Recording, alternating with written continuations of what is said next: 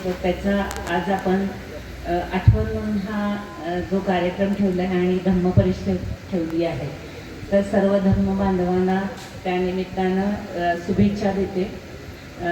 खरं तर आता मी आले तेव्हा थोडी उशिराच आले मी, पण जे भाषण सुरू होतं त्याच्यामधला एक धागा पकडून मला वाटते सांगावंसं वाटतंय की ही जी धम्म चळवळ आहे ती धम्म चळवळाला जर राजाश्रय असेल तर कुठलीही धम्म चळवळ टिकते आणि वाढते.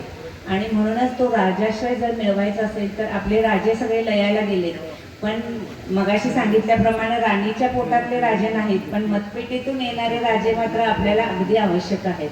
आणि त्यासाठीच आपल्याला काही गोष्टीचं आपण खूप सुज्ञ जाणते, कारण आंबेडकरवादी आहेत ते खूप विचारी आहेत, जाणते आहेत आणि रोजच्या रोज अपडेट करणारे आहेत स्वतःचा अभ्यास.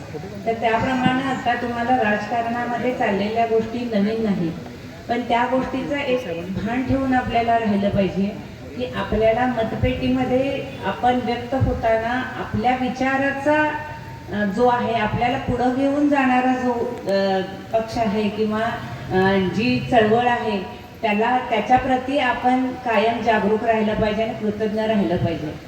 कारण आपण बऱ्याच पक्षांचा उहाब हे राजकीय विचारमंच नाही याचं मला भान आहे, जाणीव आहे.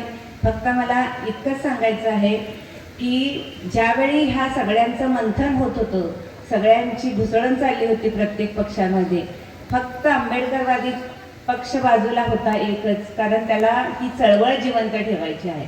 कारण कोणीही व्यक्ती लाचार होऊ शकतो. मग तो आंबेडकर घराण्यातल्या बाळासाहेबांनी एक पाऊल मागं घ्यायचं ठरवलं होतं, पण जेव्हा चळवळ लाचार होते तेव्हा मागं सरणं खूप कठीण आहे. म्हणून ही चळवळ जर जिवंत ठेवायची असेल तर आपल्याला धम्म परिषदा ह्या आवश्यक आहे, विहार जोडो अभियान आवश्यक आहे. त्याचप्रमाणे जो आपल्याला आरक्षणवादी पक्ष आहे त्या पक्षाला आपलं मतदान देणं सुद्धा तितकंच गरजेचं आहे. कारण आता फक्त 1 आणि 2 रस्त्यावरच्या चळवळीनं कुठलीच लढाई आपल्याला जिंकता येणार नाही, तर आपल्याला सभागृहात जाऊनच ती लढाई जिंकायला लागेल.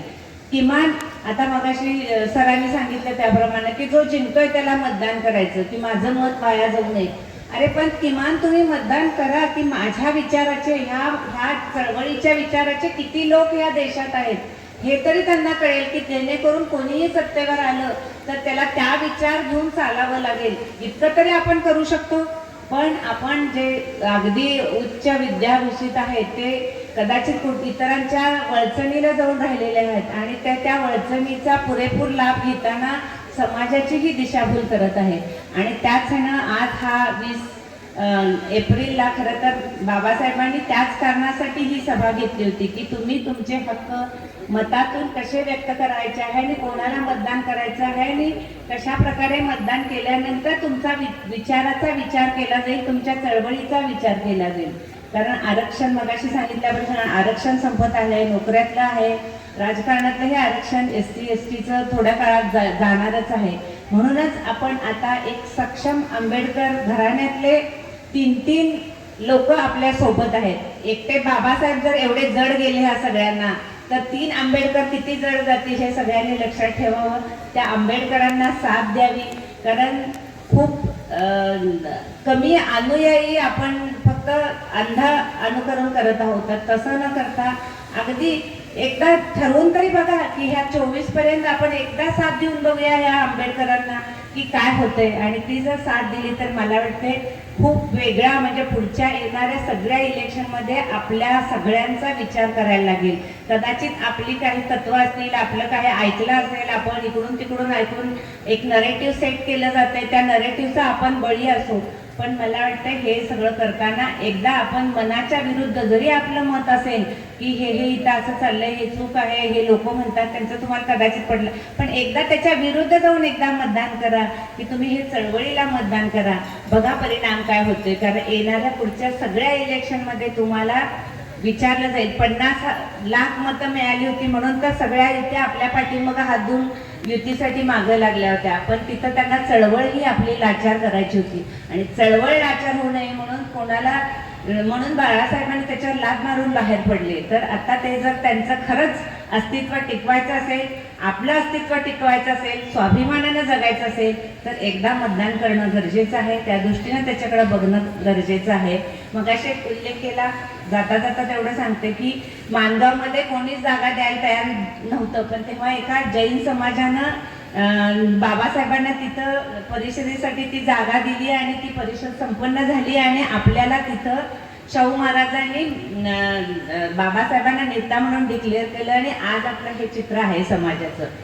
आणि म्हणूनच त्या अनुषंगानं लोकशाहीचं सामाजिकरण करताना साहेबांनी 15%, बाळासाहेबांनी 15% जागा ओबीसी मतदारांना दिल्या आणि 3% अल्पसंख्याक, 3पेक्षा सुद्धा जास्तच दिलेले आहेत. त्यात एक जैन समाजाचा उमेदवार जो आपल्या मतदारसंघातला आहे, की जो हातकणंगले मतदारसंघाचा उमेदवार आहे, दादासाहेब चौगुंडा पाटील, ते आता इथं उपस्थित पण आहेत. म्हणजे कसं असते बघा, ऋण फेडण्याची वेळ प्रत्येकाची असते. म्हणजे आंबेडकर घराण्यावर त्यावेळी आंबेडकरांवर केलेले जैन समाजांना तो एक छोटासा इव्हेंट होता, पण त्या काळातली ती खूप मोठी गोष्ट होती आणि त्याची उतराई पण होते. आणि आपण जेव्हा ह्या समाजाला प्रतिनिधित्व देताना त्याची उतराई म्हणून बाळासाहेबांनी जैन समाजाचा एक उमेदवार आपल्याला दिला आहे. त्याला तुम्ही त्या सगळ्याचा, तुम्ही सुज्ञ लोक आहात, त्या सगळ्याचं तुम्ही कॅल्क्युलेशन करा, सगळ्याचे संदर्भ जोडा आणि मला वाटते 7 मे रोजी त्या संदर्भानं मतदान करा ही अपेक्षा व्यक्त करते. थांबते. जय भीम. धन्यवाद मॅडम. आणि यानंतर अध्यक्ष भाषण. जगाला